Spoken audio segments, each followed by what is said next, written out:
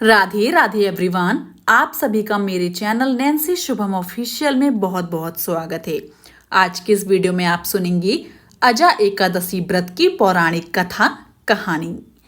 भाद्रपद महीने में 2 एकादशी आती हैं। जन्माष्टमी के बाद पड़ने वाली एकादशी को अजा एकादशी कहते हैं। दोस्तों बता दूं मैं आपको कि भगवान विष्णु को एकादशी पर्व बहुत प्रिय है। साल में 24 एकादशी पड़ती हैं। भाद्रपद माह में इस साल अजा एकादशी 19 अगस्त को मनाई जाएगी। 19 अगस्त 2024 उदय तिथि के कारण एकादशी 19 अगस्त को मनाई जाएगी और इसका पारण अगले दिन 30 अगस्त को किया जाएगा। दोस्तों आइए व्रत कथा की शुरुआत करते हैं। पौराणिक काल में भगवान श्री राम के वंश में अयोध्या नगरी में एक चक्रवर्ती राजा हरिश्चंद्र नाम के एक राजा हुए थे। राजा अपनी सत्य निष्ठा और ईमानदारी के लिए बेहद प्रसिद्ध थे। एक बार देवताओं ने इनकी परीक्षा लेने की योजना बनाई। राजा ने स्वप्न में देखा कि ऋषि विश्वामित्र को उन्होंने अपना राजपाट दान कर दिया है।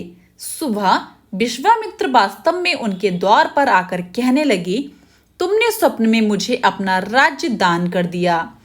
राजा ने सत्यनिष्ठ व्रत का पालन करते हुए संपूर्ण राज्य विश्वामित्र को सौंप दिया। दान के लिए दक्षिणा चुकाने हेतु राजा हरिश्चंद्र को पूर्व जन्म के कर्म फल के कारण पत्नी, बेटा एवं खुद को बेचना पड़ा। हरिश्चंद्र को एक डोम ने खरीद लिया जो शमशान भूमि में लोगों के दाह संस्कार का काम करवाता था। स्वयं वह एक चांडाल का दास बन गया। उसने उस चांडाल के यहाँ कफन लेने का काम किया, किंतु उसने इस आपत्ति के काम में भी सत्य का साथ नहीं छोड़ा।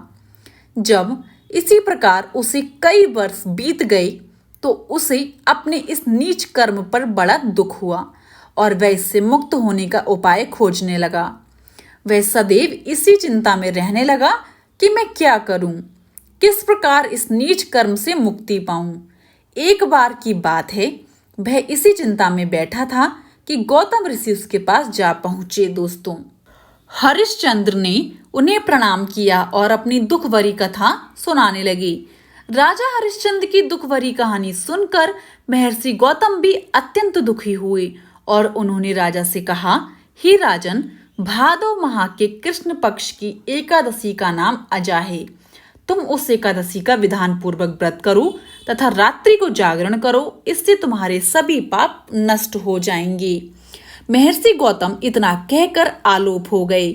अजा नाम की एकादशी आने पर राजा हरिश्चंद्र ने महर्षि के कहे अनुसार विधान पूर्वक उपवास करा तथा रात्रि में जागरण किया। इस व्रत के प्रभाव से राजा के सभी पाप नष्ट हो गए। उस समय स्वर्ग में नगाड़े बजने लगी तथा पुष्पों की वर्षा होने लगी। उन्होंने अपने सामने ब्रह्मा, विष्णु, महेश तथा देवेंद्र आदि देवताओं को खड़ा हुआ पाया। उन्होंने अपने मृतक पुत्र को जीवित तथा अपनी पत्नी को राजसी वस्त्र तथा आभूषणों से परिपूर्ण देखा। व्रत के प्रभाव से राजा को पुनः अपने राज्य की प्राप्ति हुई। वास्तव में एक ऋषि ने राजा की परीक्षा लेने के लिए ये सब कौतुक किया था, परंतु अजा एकादशी व्रत के प्रभाव से ऋषि द्वारा रची गई सारी माया समाप्त हो गई और अंत समय में हरिश्चंद्र अपने परिवार सहित स्वर्ग लोक को गया।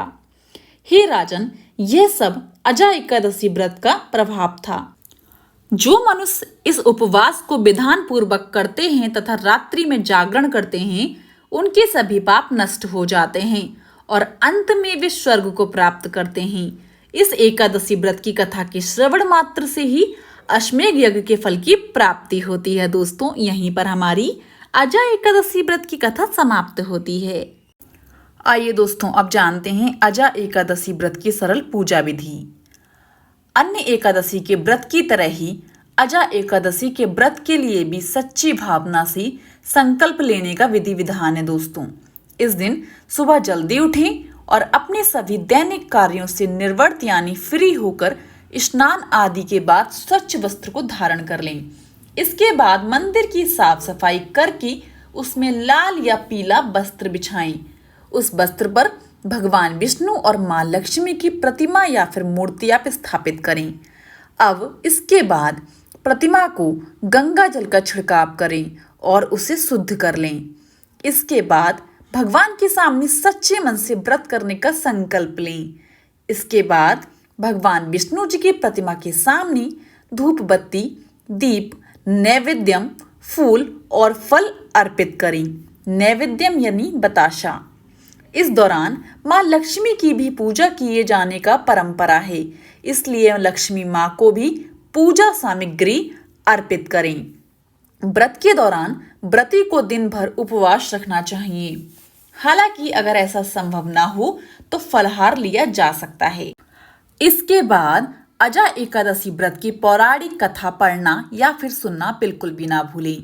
इसके बाद सच्ची भावना से भगवान विष्णु और माँ लक्ष्मी की पूजा अर्चना करें, उनकी आरती करें।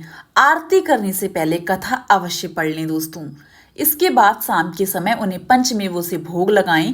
इस दौरान याद रखें कि विष्णु जी को भोग लगाए जाने वाले भोजन में तुलसी का प्रयोग जरूर करें, क्योंकि ऐसा कहा जाता है कि तुलसी का प्रयोग करने से भगवान नारायण अति प्रसन्न होते हैं। आइए दोस्तों, अब जानते हैं अजा एकादशी व्रत का महत्व क्या है। धार्मिक मान्यता के अनुसार यह दिन भगवान की कृपा पाने और इस एकादशी का व्रत करने से पिशाच योनि छूट जाती है। इस एकादशी व्रत से जप, दान तथा यज्ञ आदि करने का फल सहजता से ही प्राप्त हो जाता है तथा 1000 वर्ष तक स्वर्ग में वास करने का वरदान मिलता है। अजा एकादशी व्रत करने से जीवन की हर तरह की परेशानियों से मुक्ति तथा जाने अनजाने में हुए सभी पाप खत्म हो जाते हैं। यह एकादशी व्रत करने से मोक्ष मिलता है तथा दोबारा मनुष्य जन्म नहीं लेना पड़ता। दोस्तों, यदि आपको आज की मेरी यह वीडियो पसंद आई हो तो जाने से पहले मेरे चैनल को लाइक, शेयर एंड सब्सक्राइब करना बिल्कुल भी ना भूलें एंड कमेंट बॉक्स में मुझे राधे राधे जरूर लिखिएगा। हो सके तो इस वीडियो को ज़्यादा से ज़्यादा शेयर करें लोगों में, ताकि सभी को अजा एकादशी व्रत की संपूर्ण जानकारी प्राप्त हो पाए। राधे राधे एवरीवन। आप सभी को मेरी तरफ से आने वाली अजा एकादशी व्रत की हार्दिक शुभकामनाएं।